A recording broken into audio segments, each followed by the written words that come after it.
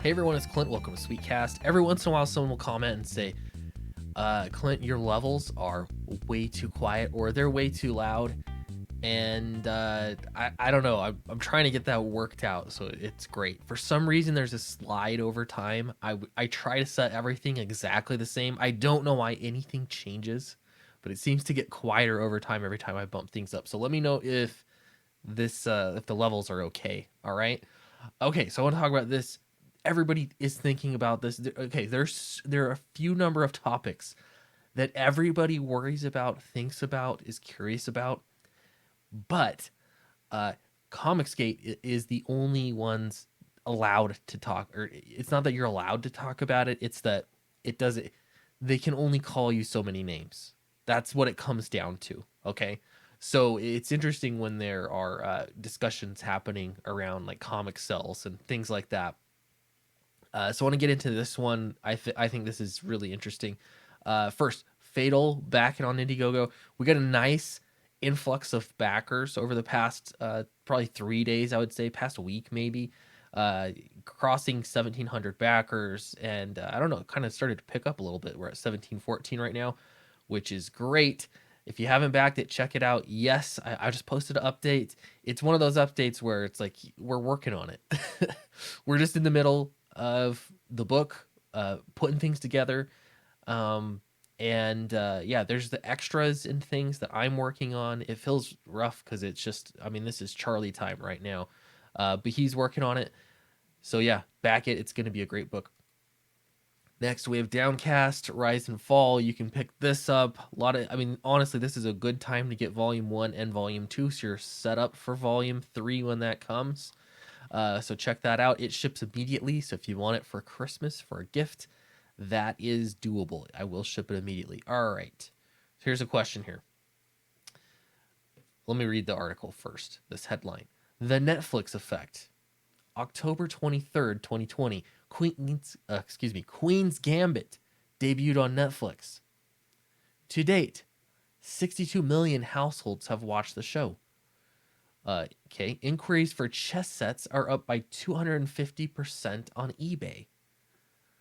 I'm going to call this the Batman effect, and I'll tell you why. Google search queries for how to play chess has hit an all-time high in 9 years.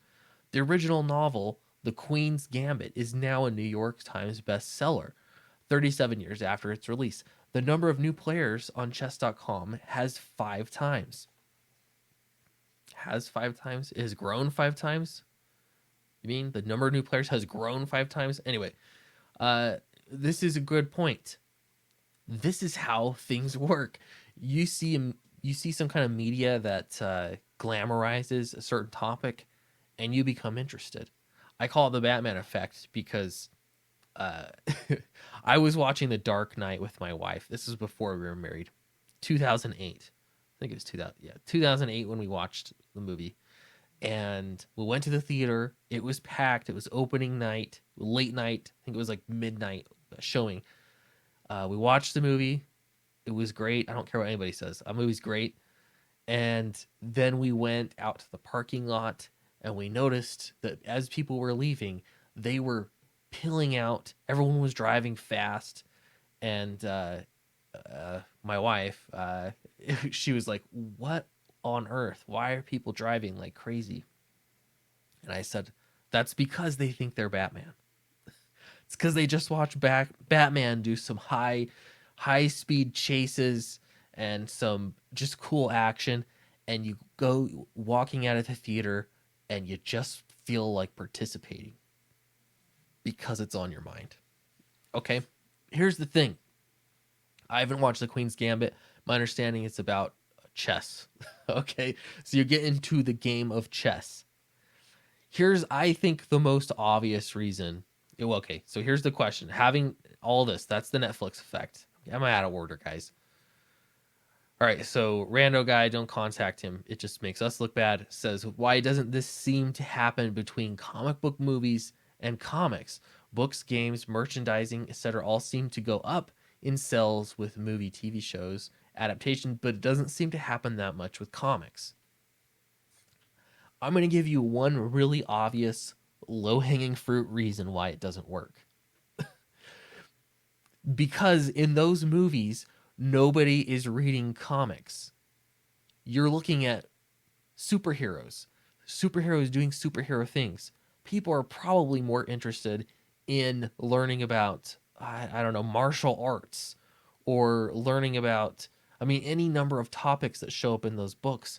But what they don't talk about is comic books. They don't.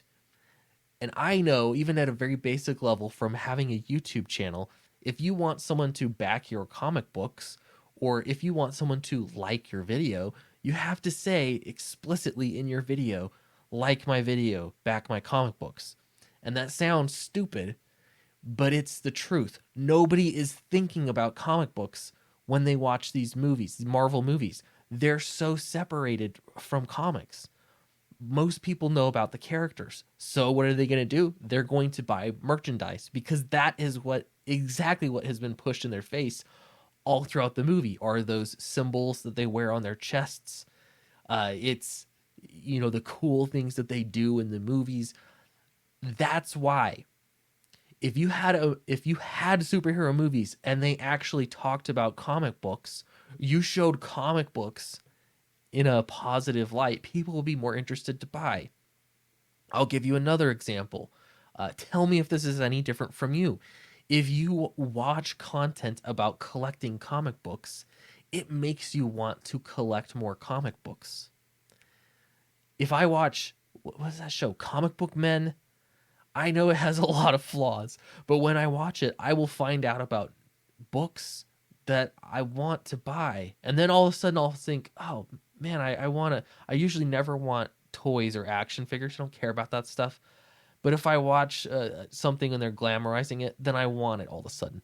I would bet if you had a movie about a kid growing up in high school or something, or whatever, like some story, and part of his shtick was that he collected comic books, and it showed it in a favorable light, you would get more of a Netflix effect on buying comic books. I think that's true. I think that is 100% true, because it makes it look cool.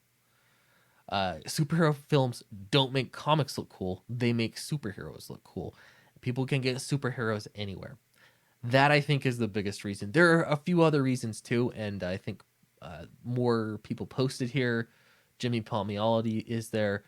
He said it's the packaging. Comics look and feel disposable. I disagree with this 100%.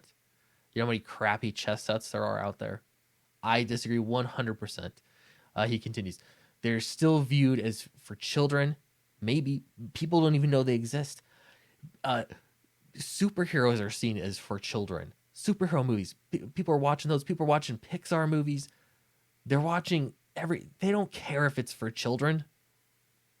Okay, he continues.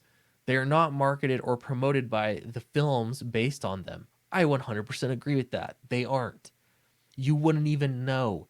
I would bet money that there are people out there that have no idea that Iron Man came from a comic book. You think that's crazy?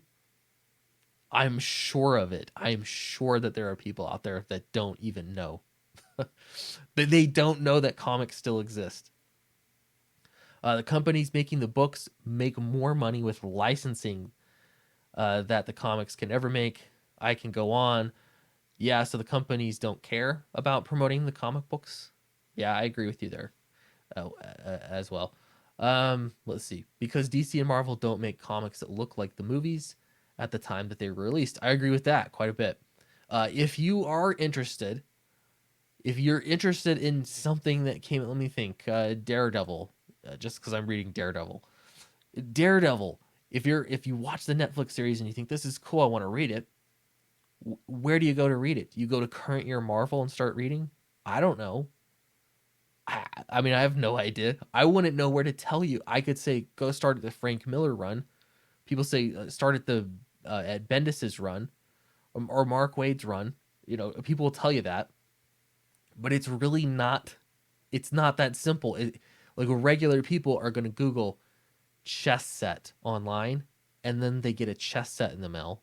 They look up how to play chess, and then they get instructions on how to play chess. With comics, It's far more complicated if you've not uh, read comics before. It's more of a hurdle if you've never done it before. Coming from somebody myself that started reading comics at an older age, I was in my early 20s when I started reading comics. All right. Um, let's see, because comic books suck major. Oh, God. So comics are still using stories and ideas from 75 plus years ago. Look at manga. It starts at number one. The story ends anywhere from 50 to 998. But the point is, manga and other forms of media do not require wiki to digest. That's essentially good point expanded exactly on what I was saying. It is such a complex history. You're not just starting in one place. If you like the Death Note, you look up Death Note and you just buy it. That's it. It's a massive series, but it's a series. It's like one story. Um, I don't know, and that it again, but with comics, like when you've been into comics for years, that's one of the cool things is that you can read different run like when you're accustomed to it, when you're used to it.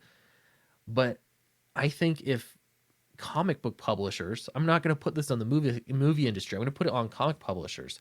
If they're making a movie of your comic, it would be good to make the comic so that it's a good entry point for people that are watching the movie, or make a separate title that's like perfect for people getting started. Like there should be a getting started into comics title, and like it should be promoted that way. I realize that there are many titles like that, but again, you have to explicitly tell people exactly what to do. It's not that people are stupid, it's just that in mass you have to that's what you have to do. That's how it works.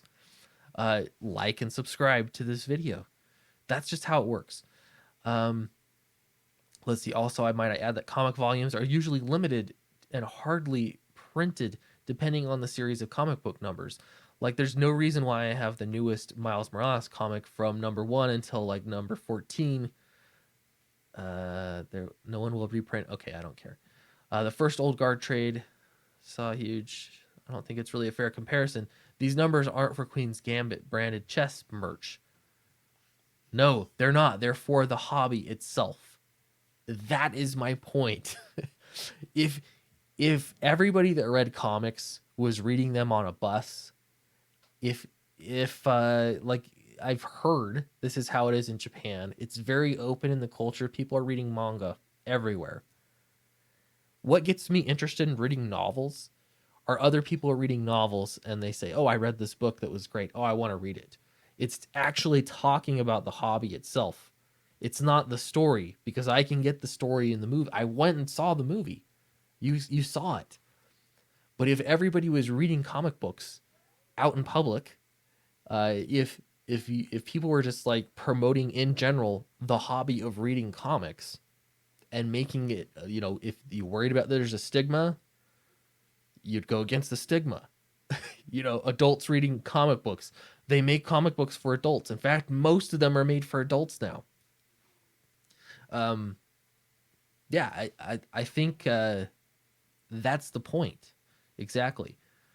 Let's see. Queen's Gambit increased the cultural interest in the general subject matter of chess. Centuries old game.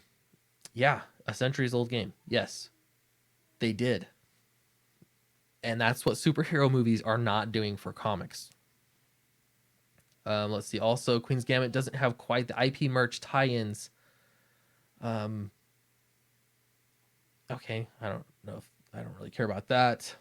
Worth noting, the effect of the pandemic. Lots of people have learned to play or get competent at chess or some other variant. I don't know though, because there's a direct correlation between the the TV series coming out, which came out more recently.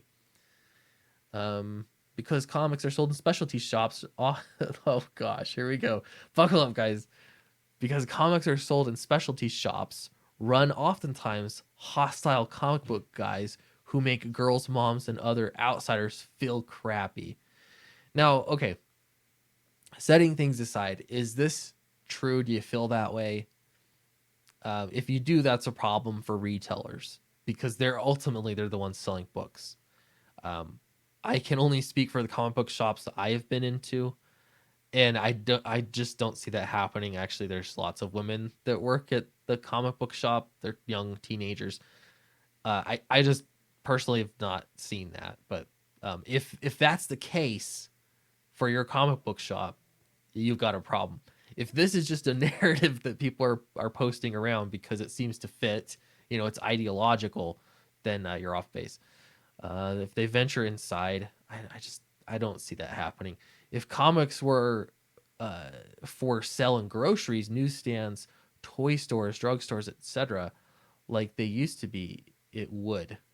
No, I don't think so. I mean, Alterna has tried newsstands, didn't work. Toy stores, uh, I mean, it's not that it didn't work. It's that it's people aren't expecting to see them there. It's not the place. Honestly, I think graphic novels are just a better format for randos. Um, I think there are too many options. In fact, the internet is the best option. Actually, I'm going back. Buying things on the internet because we just went over. That's how people they're interested in chess en masse. Like all the people, what are they going to do? They're going to go to the internet. That's the place. That's the place to have the comics for them. And I realize that they are. I'm just saying that publishers don't make it as easy as they think that it is. Okay, the analogy is wrong. It's not other stories about chess players that are selling. It's stuff related to actually playing the game. This is literally what I just said. My main point. This is exactly right. In the same vein, costume sales, toys, etc., are more relevant than comics following a superhero movie because folks can't learn to fly or whatever. Yeah, they're selling what they're being promoted. They're not being promoted comics. Nobody is promoting comics. In those movies, they could have people reading comics, talking about comics. Seriously, you make some kind of like 90s nostalgia film, okay? Make it about some kids that are going to the comic book shop collecting comic books. They're cool. They have lives, but it's some part. Do a story. Do the Rob Liefeld story. Do the Image Comics story. Make a movie about it. I guarantee you comic book sales would go up. Just like Straight Outta Compton. This video is going to be long. In Straight Outta Compton, when that came out, everybody was buying NWA. I'm not into rap, by the way, but I did research on it and it was interesting to me. That's exactly what happened. If somebody makes a movie on Jim Lee's life or something, I don't know, like pick someone.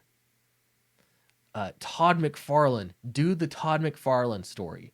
Make it. It would make comics look cool, and you'd have regular people interested in buying comics. Now they're not gonna maybe buy the latest ones off the shelf. They're gonna go on the internet and buy, whatever reprinted a million time mass market. It doesn't matter. That's great. That's people reading comic books. But they don't do that. And I think that's because people are embarrassed of comics. People that work in comics are still embarrassed of comics. It's the strangest thing to me. We saw it with Dan Slott. Whenever I hear people call it tights and capes, they don't say that to comic book readers. They say that to other people. Anyway, thanks for watching. I had a lot to say, apparently. So appreciate you for sitting through this. I'm going to upload the video. Everyone have a fantastic day. And I think I'm going to try and make a video tomorrow too. So thanks very much, and I'll see you next time.